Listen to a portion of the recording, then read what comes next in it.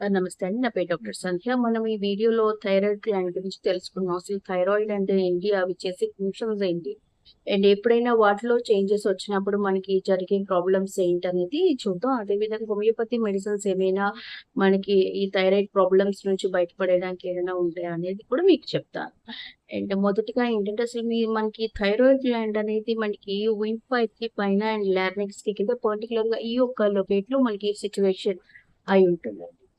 సాధారణంగా ఇది మనకి చేసే హెల్ప్ ఏంటంటే టీ3, టీ4 అనే ఒక హార్మోన్స్‌ని రిలీజ్ చేస్తుంది.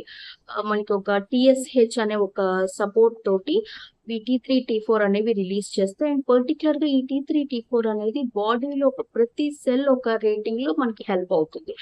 ప్రోటీన్ ప్రొడక్షన్‌కి కావచ్చు, ఎనర్జీ బ్యాలెన్స్ కావచ్చు, carbohydrate balance and heart rate maintenance కావచ్చు. ఇట్లా చాలా మల్టిపుల్ ఫంక్షన్స్ అనేవి మనకి చేస్తదనమాట టీ3, టీ4.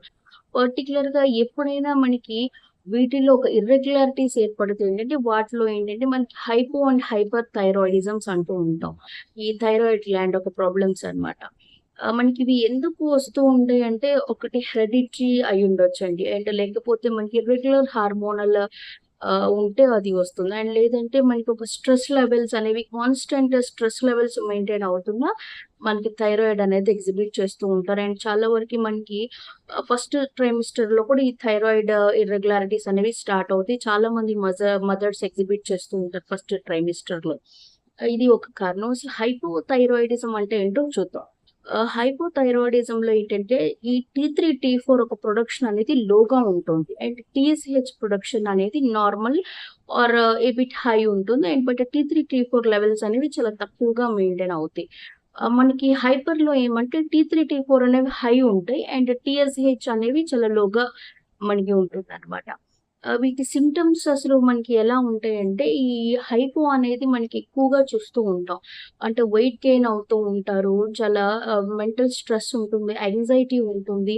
అండ్ హై కొలెస్ట్రాల్ ఉంటుంది. వెయిట్ మేనేజ్‌మెంట్ లేనందువల్ల హై కొలెస్ట్రాల్ ఉంటూ ఉంటుంది. Irregular heart beats and dry skin కానీ, లేకపోతే coarse hair and blackish discoloration underarms కానీ, లేకపోతే ఎక్కువ మనకి ప్రైవేట్ పార్ట్స్‌లో బాగా బ్లాకిష్ డిస్కలరేషన్ అనేది వస్తూ ఉంటది.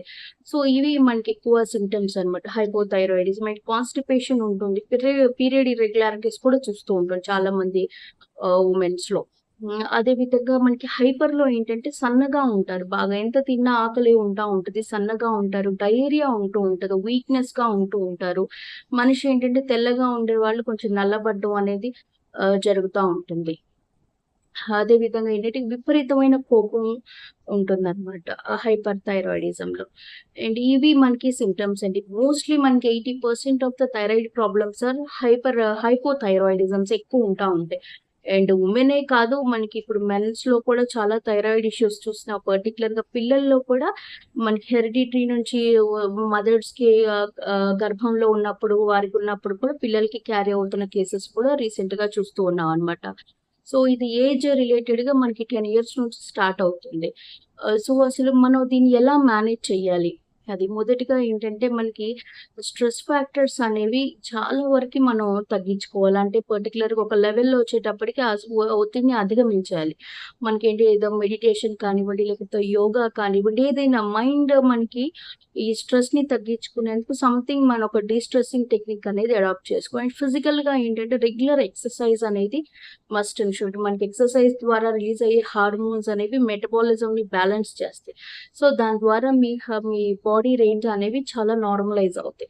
సో, ఇది మీరు ఏంటంటే exercise and something meditation are yoga ఇవి మనం అడాప్ట్ చేసుకుంటూ పర్టిక్యులర్‌గా థైరాయిడ్ రిలేటెడ్ ఇష్యూస్ ఉన్నప్పుడు ఏంటంటే అందరికి కూడా మనకి డ్రై హెయిర్ అండ్ అదే విధంగా స్కిన్ కూడా చాలా డ్రైగా ఉంటుంది.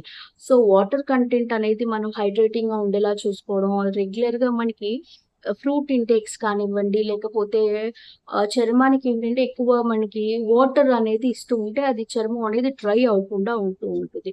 అలాగే హై కొలెస్ట్రాల్ ప్రాబ్లమ్స్ కూడా వస్తూ ఉంటాయి. అండ్ ఆయిల్స్ కానీ, లేకపోతే స్పైసెస్ కానీ ఓన్లీ బ్యాలెన్సింగ్‌గా చూసుకుంటూ ఉండాలి.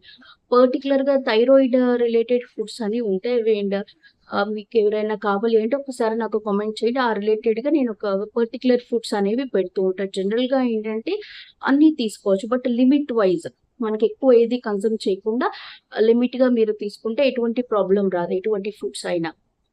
అండ్ సాల్ట్ కూడా ఇప్పుడు మనకి చాలా వరకి మనకి అయోడైజ్డ్ సాల్ట్, ఐరన్ సాల్ట్స్ అనేవి అవైలబుల్‌గా ఉన్నాయి. సాల్ట్స్ కూడా బెటర్ సాల్ట్స్‌ని మనం చూస్ చేసుకుంటూ ఉండాలి. అదే విధంగా ఏంటంటే హోమియోపతి మీకు ఎలా హెల్ప్ చేస్తుందంటే, అండ్ హోమియోపతి మెడిసిన్ మీకు కంప్లీట్‌గా థైరాయిడ్ ప్రాబ్లమ్స్‌ని తగ్గిస్తుంది. బట్ ఏంటంటే కొంచెం టైం అనేది పడుతుంది. బట్ లైఫ్ లాంగ్ వాడేదైతే ఏమీ కాదు. పర్టిక్యులర్ ఫిక్స్డ్ టైమ్‌తో మనం చూసుకొని చక్కగా థైరాయిడ్ ప్రాబ్లమ్స్ అనేవి హోమియోపతిలో కంప్లీట్‌గా క్యూర్ అవుతాయి. అండ్ జనరల్ మెడిసిన్స్ వచ్చేసి మనకి థైరాయిడ్ నంబర్ 3x అని ఉంటుందండి. హైపోథైరాయిడిజంతో సఫర్ అయ్యేవారు. సో, అది థైరాయిడ్ రిలేటెడ్‌గా ఉన్నవారు తీసుకుంటూ ఉంటే సరిపోతుంది. అండ్ గ్రఫైటిస్ కూడా ఎవరైనా ఏజ్డ్ వుమెన్ ఒక 50+ వుమెన్ మనకి థైరాయిడ్ అప్పుడే వస్తుందనేవారు గ్రఫైటిస్ తీసుకోవచ్చు. అండ్ హైపర్ థైరాయిడిజం తోటి సఫర్ అవుతున్న వారు ఎల్ఎన్ఎస్ అనే మందు తీసుకోవచ్చు. ఎల్ఎన్ఎస్ క్యూబ్ తీసుకోవచ్చు. లైకోపోడియం క్యూబ్ తీసుకోవచ్చు. సో, వారేంటంటే హైపోథైరాయిడిజం బ్యాలెన్స్ ఉంటుంది. అలాగే ఎంతకి తిన్నా సన్నగా అయిపోతున్నాం అనుకునేవారు అయోడియం 200లో కూడా ట్రై చేయొచ్చు. అండ్ పర్టిక్యులర్‌గా ఏంటంటే మీరు ఒకసారి మీ కేస్ అనేది కంప్లీట్‌గా అనాలిసిస్ చేసుకొని మీకు తగ్గ హోమియో మెడిసిన్ మనం చూస్ చేసుకుంటే థైరాయిడ్ ఇష్యూస్ అనేవి 100% సార్ట్ ఔట్ అయిపోతాయి. బట్ ఏంటంటే మినిమమ్ మనకి జాగ్రత్త. ఇప్పుడు నేను చెప్తున్న సింప్టమ్స్ ఎవరైనా ఎగ్జిబిట్ చేసినట్టయితే ఒకసారి మనకి basic blood test thyroid or TSH గాని, థైరాయిడ్ ప్రొఫైల్ గాని ఒకసారి చెక్ చేసుకొని జాగ్రత్త పడడం అనేది ఎంతో అవసరం. అండ్ వుమెన్స్‌లో కూడా ఎక్కువగా మనకి పీరియడ్ ఇర్రెగ్యులారిటీస్ కానీ, హెవీ బ్లీడింగ్ వస్తూ ఉన్నా, లేకపోతే మనకి మెనోపాజ్ ఆర్ ప్రీ మెనోపాజల్ ఏజ్‌లో ఉన్నా సరే ఒకసారి చెక్ చేయించుకోండి. ఎందుకంటే ఇది మనకి బోన్స్ మీద కూడా ఎఫెక్ట్ చూపిస్తూ ఉంటది థైరాయిడ్. పర్టిక్యులర్‌గా ఎత్తుకి తగ్గని మోకాళ్ళ నొప్పులు కానీ, లేకపోతే కాల్షియం తగ్గిపోతుంది. బాగా జాయింట్ పెయిన్ ఉంటుంది నీస్‌లో అనేవారికి ఒక్కసారి థైరాయిడ్ అనేది చెక్ చేసుకోండి. సో దట్ మనం బెటర్‌గా ఏదైనా ఉంటే ఎర్లీగా మనం ట్రీట్మెంట్‌లోకి వెళ్తే చాలా వరకి ప్రాబ్లమ్స్ అనేవి ప్రివెంట్ అవుతూ ఉంటాయి. అండ్ నేను చెప్పినట్టు థైరాయిడ్ రిలేటెడ్‌గా ఇంకేదైనా డైట్ అది కావాలంటే ఒకసారి కామెంట్ చేయండి. Thank you for watching.